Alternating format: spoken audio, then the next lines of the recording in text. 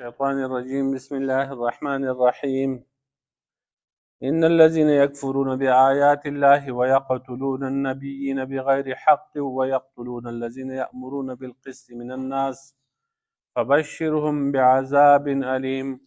أولئك الذين حبطت أعمالهم في الدنيا والآخرة وما لهم من ناصرين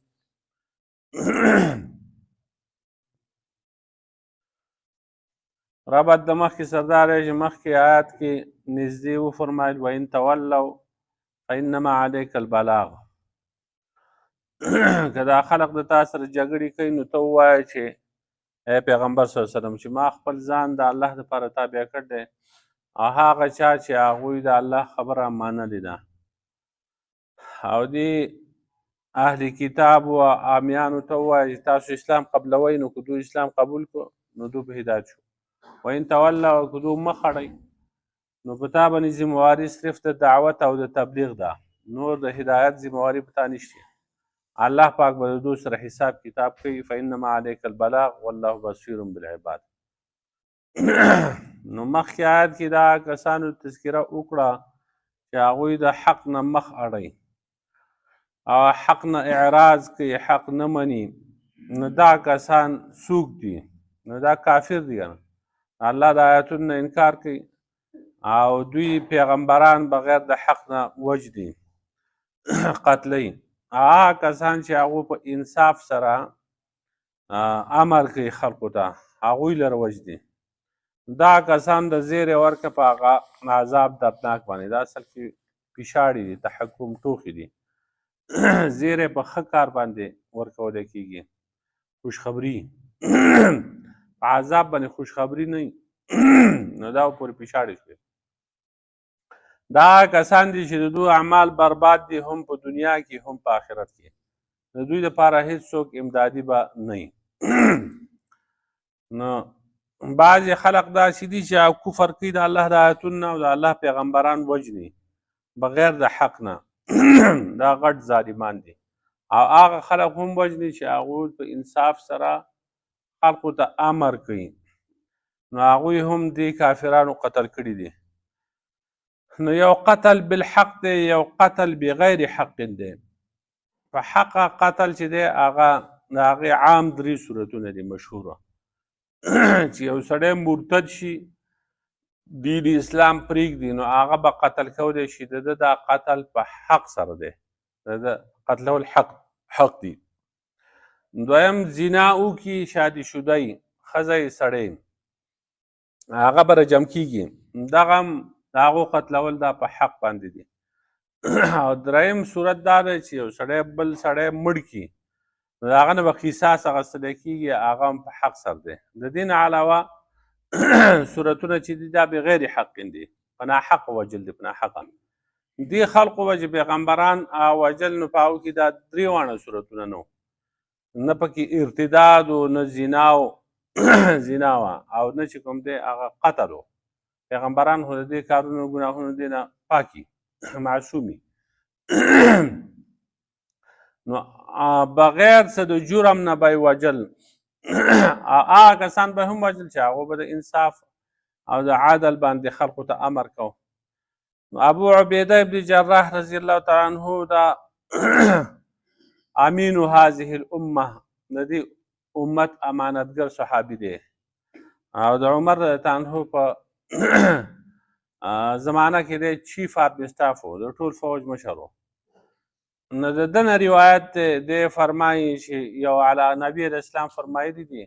په یو علاقه کې درې څلوېښت پیغمبران وو فراخه وسیعه علاقه وه په هغې کې درې څلوېښت ډلې وې قومونه پکې او هر قوم ته به الله پاک پیغمبر رالیږه نو درې څلوېښت پیغمبران په هغې کې پاتې کېده نو دې خلقو ځان له مشوره وکړه چې د دې پیغمبرانو نه خو موږ بد راغلو دا هر ټایم کې که غم دی که خوشحالي ده او ښادي ده هر ټایم کې وایي یا ایها الناس اعبدوا ربکما اعبدوا الله ربکما او ای خلقو د الله عبادت کوئ الله نه سوا بل څوک لایق د عبادت نشته بس تا غوږونه یې راله وخوړل د دوی خلاف څه کارروایي پکار ده ټولو مشوره وکړه او دا 3 څلوېښت پیغمبران په یوه ورځ باندې قتل کړل ویې وژل. د دوی په حمایت کې د دوی چې کوم منونکي وو حواریین صحابه نو 170 کسان پاڅېدله د دغه کسانو خلاف اواز یې پورته کړ دا تاسو ظلم وکړو پیغمبران تاسو وژل. دو راجمع شو هغه 170 کسان یې هم قتل کړل. نو په دې آیت کې اشاره دغسې خلقو ته او پیغمبران وژني بغیر د حق نه هغه کسان هم وژني چې هغه امر کوي په انصاف سره د خلقو نه هغه هم وژني او د اویاو یو روایت کې د اویاو ذکر هم راغلی چې اویا پیغمبران دوی ووژل د مخکنو امتونو کې یهودو او دې خلقو او بیا مازدیګر له خپل دوکانونه کولاو کړه خپل سبزیان یې دی خرڅولې نو پیغمبران دوی وژل دي دغه یهودو هغوی نورو قومونو هغه باقاعده پیغمبران وژل دي. حدیث کې راځي چې د ټول نه زیات عذاب هغه سړي به هغه پیغمبر قتل کړی یا پیغمبر لګېدلی هغه سړی قتل کړی دا به سخت عذاب ولري په آخرت کې. نو فبشرهم بعذاب علیم دوله زیری ورکړه د عذاب دردناک. دا کسان دي چې د دوی اعمال برباد دي په دنیا کې هم په آخرت کې هم د دوی لپاره هېڅوک امدادیان نه وي د دوی په اعمالو باندې به څه نتیجه نه مرتب کېږي څه نیک اعمال که کوي هغې باندې دوی ته ثواب نه میلاویږي ځکه اصل شی د قبلېدو چې دی چې په هغې باندې اعمال قبلېږي هغه ایمان دی ایمان خو د دوی سره وي نه نو د هغې د وجې نه د دوی ټول اعمال به برباد دي. دغه وجه ده چې دا غیر دینه خلق چې دی او کافر هغوی چې هر څومره رفاهي کارونه کوي که پلونه جوړوي او که هسپتالونه او که یتیمخانې وي که سکولونه او کالجونه جوړوي او په هغې باندې هېڅ ثواب هغو ته نه میلاویږي او دا ده چې په دنیا کې الله پاک هغو له عوض ورکوي چې څه نیک کار وکړي د هغې عوض الله پاک په دنیا کې ورکوي آخرت ته یې نه پرېږدي. ألم تر إلى الذين أوتوا نصيبا من الكتاب يدعون إلى كتاب الله ليحكم بينهم ثم يتولى فريق منهم وهم معرضون. آیت نو ګوري هغه کسان ته چې ورکړی شوي وه هغو ته یوه حصه د کتاب ده چې هغو را وبللی شو د الله کتاب ته د دې دپاره چې فیصله وکړي د دوی په منځ کې د الله کتاب ثم يتولى فريق منهم نو بیا به مخ وګرځوي یوې ډلې د دوی نه وهم معرضون حال دا دی چې دوی اعراض کوونکي وو همیشه مخ به یې ګرځو د حق نه. ذلك بأنهم قالوا لن تمسنا النار إلا أياما معدودات دا ځکه چې دوی به وایي چې موږ ته نه رسي اور مګر یو څو ورځې شمارنده وغرهم فی دینهم ما كانوا یفترون او دوکه کړي دوی د دوی په دین کې هغه خبرو چې دوی د ځان له جوړولې نو فکیف اذا جمعناهم لیوم لا ریب فیه نو څرنګه حال به وي کله چې موږ دوی جمع کړو هغه ورځ ته چې په هغې کې شک نشته ووفیت کل نفس ما کسبت او پوره به ورکړی شي هر نفس ته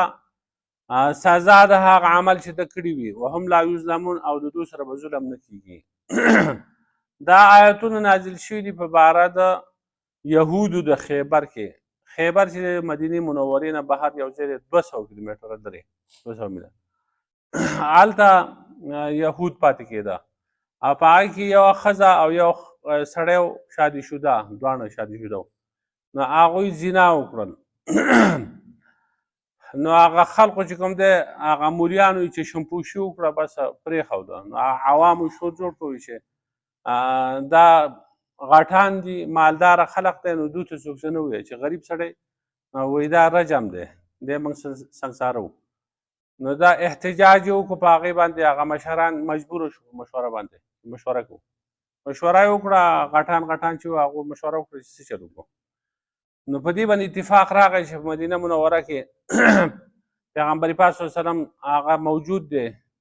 هغه نرم هم دی نو کېدای شي موږ سره نرمي وکړي په دې مسله کې دا فیصله به موږ هغه ته ویسو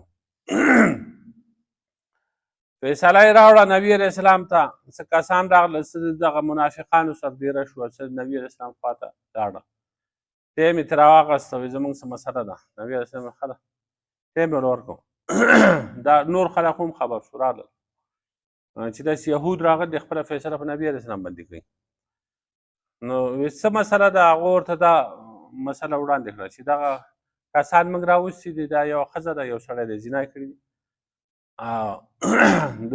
دوی څه حکم دی نبي علیه السلام ورته وفرمیل ستاسو په تورات کې د دې څه حکم دی؟ وی تورات کې حکم شته خو موږ ته نه معلومیږي، موږ په هغې صحیح نه پوهېږو.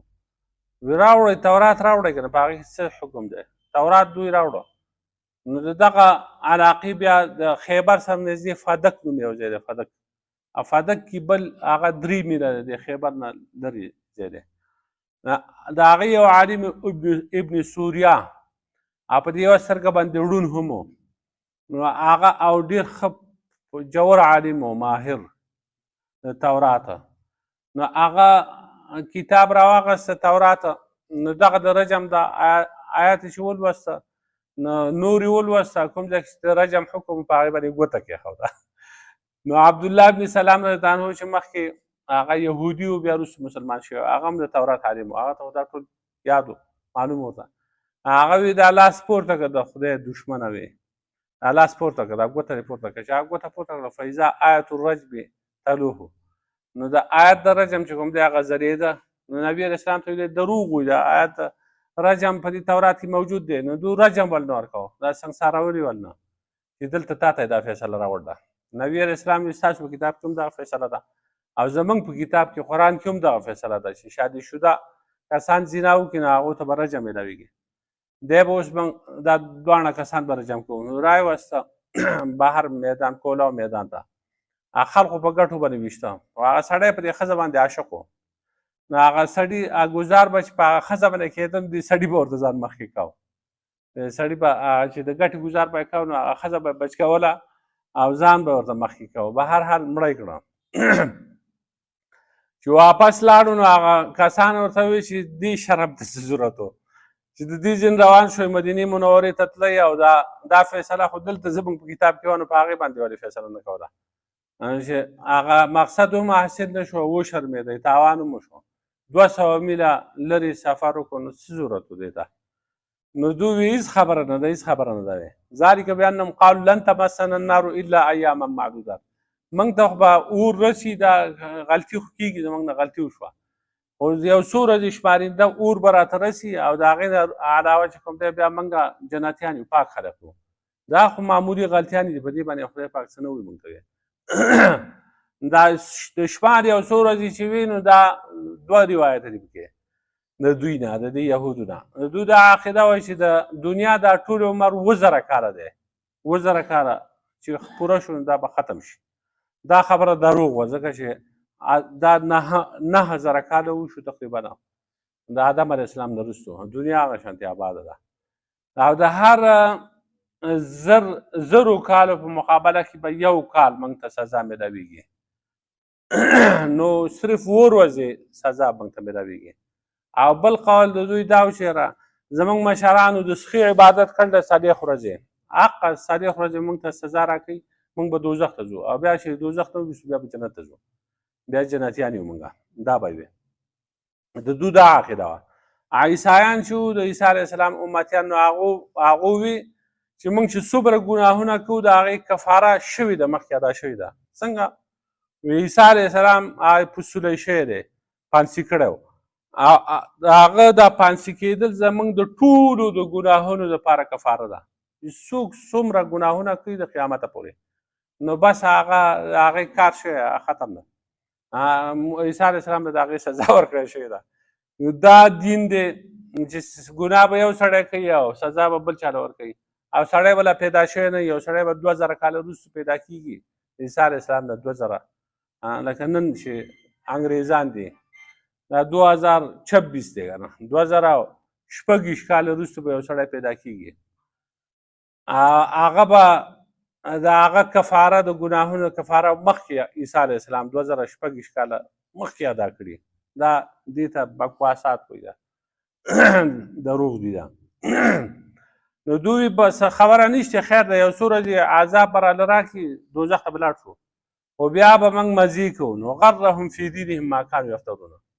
نو ته نه ګورې هغه کسان ته چې هغو ته ورکړی شوی دی، یو ورکړی شوې حصه د یو کتاب، هغو د الله کتاب ته راوغوښتی شو چې دا کتاب د دوی په منځ کې فیصله وکړي. نو بیا یوې ډلې مخ واړه او دوی اعراض کوونکي وو. نو هغه پکې د دوی هغه ملا و ابن سوریا، هغه په کتاب باندې د رجم په هغه آیت باندې داسې ګوته جوخته کېښوده وي دا نشته پکې دا ځکه چې دوی وي چې موږ ته عذاب چې کوم دی دا هر څومره غلطیانې چې موږ کوو داسې پاک نه لري یو څو ورځې